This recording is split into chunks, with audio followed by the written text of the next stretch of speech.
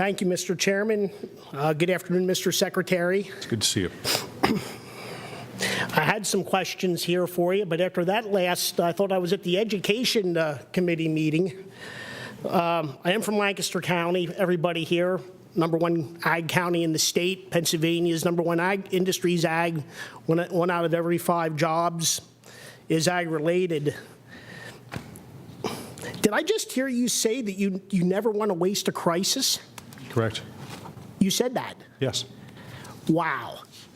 So what you're telling me is, going back to what you said earlier in your opening remarks, you said it's the process, that the governor actually supports funding, and it's a process issue. I'm going to tell you, I'm embarrassed. And I went through this last week. These people here, we voted, a lot of us voted to support funding for Penn State to get money out to agriculture. It's important. It affects even industry in Lancaster County. You know that throughout the state. You know, my question was going to be the line items, and Marty took a lot of them, which I don't understand that either. We got an avian flu issue that I don't think is necessarily going away. So maybe you can answer that. What did you mean by that? Yeah, so, I mean, as a general point, I mean, if you've got a problem, solve the problem.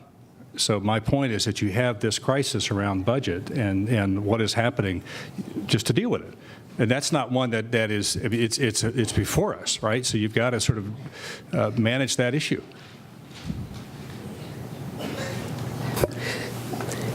My good colleague over there mentioned, and this place can drive you crazy, you know, 102, 26, and 1. Who's created the crisis here? We had $29.7 billion that's been approved by the Treasury Budget Office. All due respect, we have a balanced budget. It was passed. Oh, and by the way, it funds everything. It funds schools even.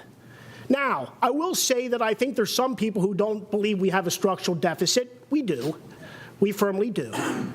But the reality is here, people, it's the governor that's created this crisis. We didn't create the crisis. We're here. It's like my good gentleman and friend over there said, we support agriculture funding. Let's get it out there. This isn't the biggest line item in the budget. And we have education issues to deal with. There's no question. You know? Oh, by the way, if we want to talk about, quote, politics a little bit, we have the largest Republican legislature in 60 years, too. So whether you think the governor has a mandate, you know, there are two sides to this equation. You know, and I think we need to be balanced in our approach to getting this done. And, you know, and I will say that, you know, people in Lancaster County, my colleagues even have talked to me about this. We need to get this done, you know. And I am concerned about the avian flu. I'm concerned about Penn State funding. You know, and here's the thing.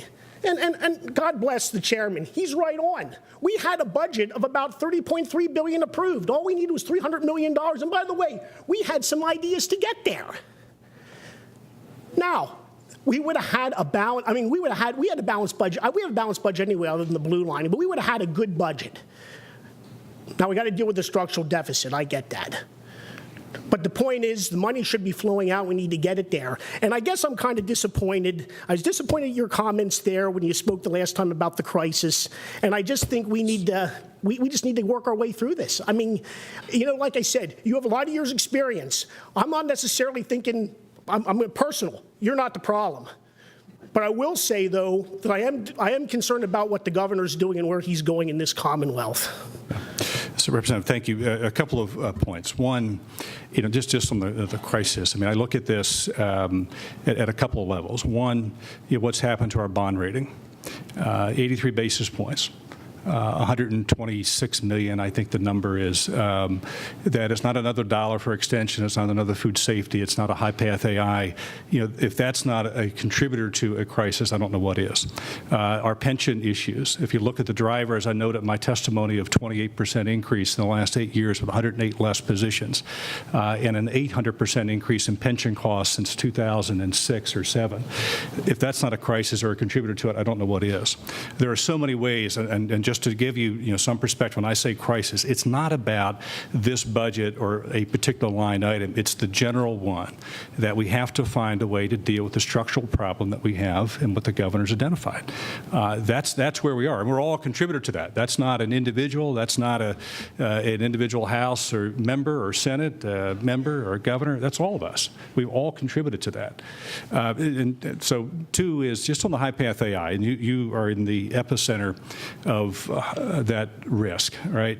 And we have spent a lot of time, and I just want to assure you, given the exchanges we've had with the Lancaster delegation on the high path AI particularly, is that we really feel that the work done at the industry level with the USDA and our partners at Penn and Penn State have put us in a good position to be prepared for high path AI.